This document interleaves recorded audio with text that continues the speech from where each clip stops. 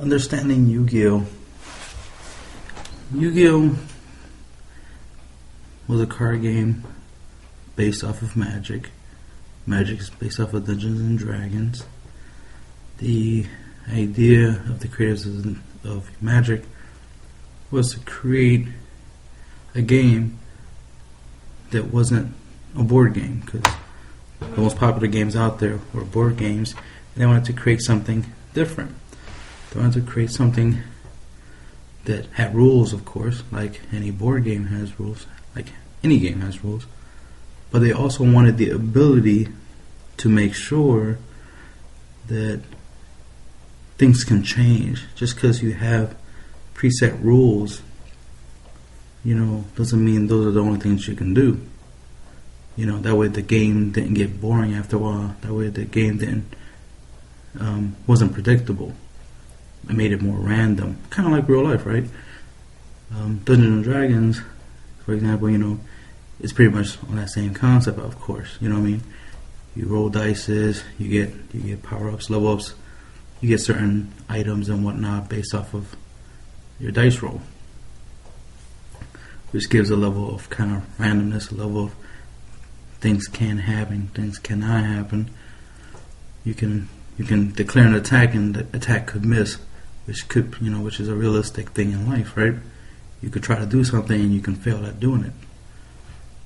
So they came up with the idea of making a card game. Making a game where you shuffle your deck, of course, which makes things random. You draw cards, you play the cards, and the cards have certain abilities that allow you to change the rules, as it were. Because you have basic rules, you can only normal summon once per turn, special summon multiple times, stuff like that. But there's certain cards that they created that will give you an extra normal summon or whatnot. Or you could just change the rules of the game, right? So Yu-Gi-Oh, of course, went on with the concept from Magic, and all other card games went along with it, and they do the stuff similar to it. So Yu-Gi-Oh, right? You build a deck, you duel, the typical stuff, right? But you have to remember that how you play your deck, how you build it, like the concepts you build, like if you have a theme, let's say you have a graveyard theme or something like that, or you have a lockdown deck, like the way I like to play, that changes the concept of the game, that changes the rule of the game, and that pretty much creates a different mechanic, where you get to choose how the game plays out. You want the game to be pretty quick, you can do OTKs, right? If you want to slow down the game, you'll lock the field and slow things down, right? You can make it where you don't even have monsters in your deck.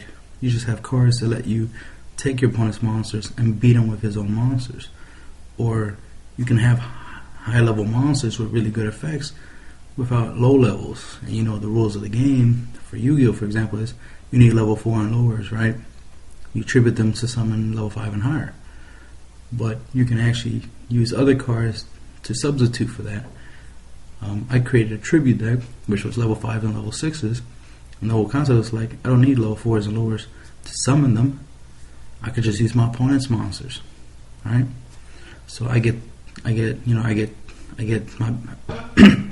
more out of it, right? Because I get to kill two birds with one stone. That's what I'm trying to say.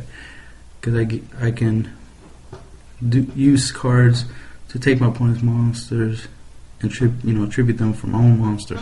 So that lets me get rid of their monster in the process of bringing out my own monster, so I can do some battle damage. So I use stuff like exchange soul, I think it is. I even use trap monsters and monsters to special summon. They're level 5 and higher, like Cyber Dragon, Tricky, stuff like that. Just balance it out where it's like I don't have to have level 4 and lower monsters. Why am I limiting myself to that rule? of having level 4 lower monsters. I don't have to, right? So that was an interesting thing, was the idea of looking at the fact that like I don't have to follow the rules per se. There are rules, and it's hard to break them. You know what I mean? You can't just summon a whole bunch of monsters from your hand just because you feel like it. You know, Blue Eyes requires 2 tributes, so you gotta meet the requirement somehow. So if you find a way, like loophole as it were, a way where you can summon it relatively easy, you know, then go for it. Like, you know, using spell cards to summon it. You know, back in the day we used to just play cards that let us discard, you know, monsters like Blue Eyes, for example, and then we just monster reborn it, right? So we find other ways around certain restrictions. Same goes for a lot of the cards that come out. They have certain restrictions. Now, a lot of people look at these cards and be like, I don't, this card doesn't let me do this. I don't think I want to play it because I can't do anything with it, per se. Like, you're looking at all the negatives and ignoring the positive outcome, what benefits it have. I remember some people I knew didn't like Red Dragon Archfiend because of his so-called side effect of destroying your other monsters that did not attack. But it's like, well, he's a 3000. Do you really need more than one monster, right? He's 3000. He's more than enough power to take down your opponent. But, you know, little things like that, you know what I mean? People, you know, look at a negative. Like, people used to complain about discarding for a card effect. You know, discarding for Lightning Vortex or Regeki Break or something. It's like, I don't see the problem. Oh, but no, lose hand advantage. That don't mean shit. Your opponent's losing field advantage, which is way more important, because what's in your hand matters not. It's what's on the field that matters, because your monsters ain't gonna do no damage in your hand. Your traps ain't gonna do nothing in your hand. They gotta be on the field to do something. Same thing as the monsters and spells and traps being in your deck. They're no threat if they're still in your deck. You can't talk about, oh, I could Veiler that monster effect. Yeah, you could if Veiler was in your hand, but it's in your deck, so it's not a threat. So don't try to threaten me with something you don't got, you know what I mean? So,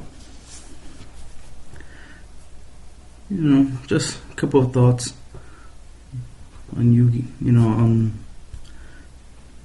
the design of YuGiOh, the rule, you know, the fact that you can change the rules. That's all I got to say.